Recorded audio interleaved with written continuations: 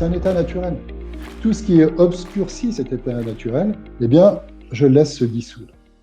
On est un petit peu dans ça enfin, par rapport à ce que tu dis là, ça me fait penser au zazen, tu sais, un peu, dans les méthodes, Au, au zazen.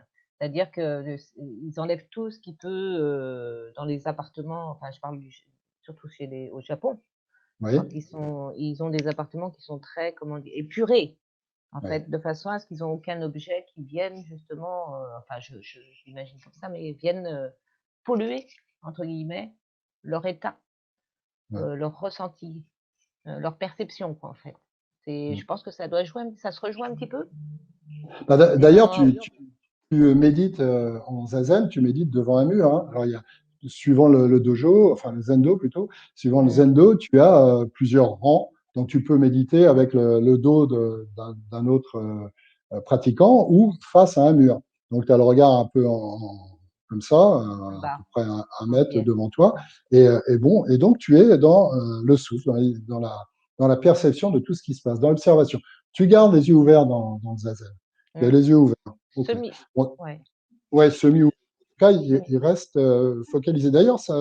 c'est un petit peu comme un axe qui nous permet, parfois, quand on médite, il y a j'ai fait des retraites où c'était 9 heures de méditation, où tu commences par jour, où tu commences à J'ai t'endormir, et ben, entendu. Mmh, c'est comme si tu avais un axe là qui te mmh, permettait de rester droit.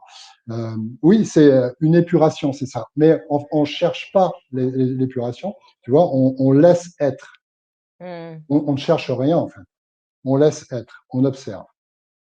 Donc là, on est dans la méditation pure, qui peut être plus ou moins douloureuse, hein. Et d'ailleurs, on va observer sa douleur, etc. Mais pour nous, le commun des mortels, qui ne pratiquons pas 9 heures de méditation par jour, voire plus, ce qui nous intéresse, c'est d'ouvrir tranquillement, dans la douceur. Pas besoin d'être dans la douleur. Quand je suis passé de l'école zen japonaise à l'école zen coréenne, je me souviens que j'étais comme ça, là, rigide, zen, un très peu rigide. rigide.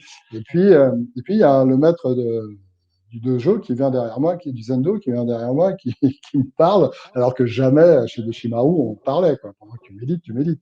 Et là, il me parle et vient me dire, il me dit, ça va, tu es confortable? Je regarde, je réponds pas, c'est un test. Non, c'était pas un test. Il me repose la question, je dis, bah non. Il me dit, mais t'as pas besoin d'être inconfortable. La seule chose qui C'est doit être, ça. c'est ton mental. Mmh. C'est pas le corps. Hein, d'où Thich Nhat Hanh qui dit là, est-ce qu'il faut faire, qui répond à la question, est-ce que pour méditer, il faut faire le lotus? Il répond non, non, la bonne position, c'est le chrysanthème. Alors, il dit, ah, c'est quoi le chrysanthème? C'est la Ouais. position dans laquelle vous êtes bien. C'est ça la bonne position.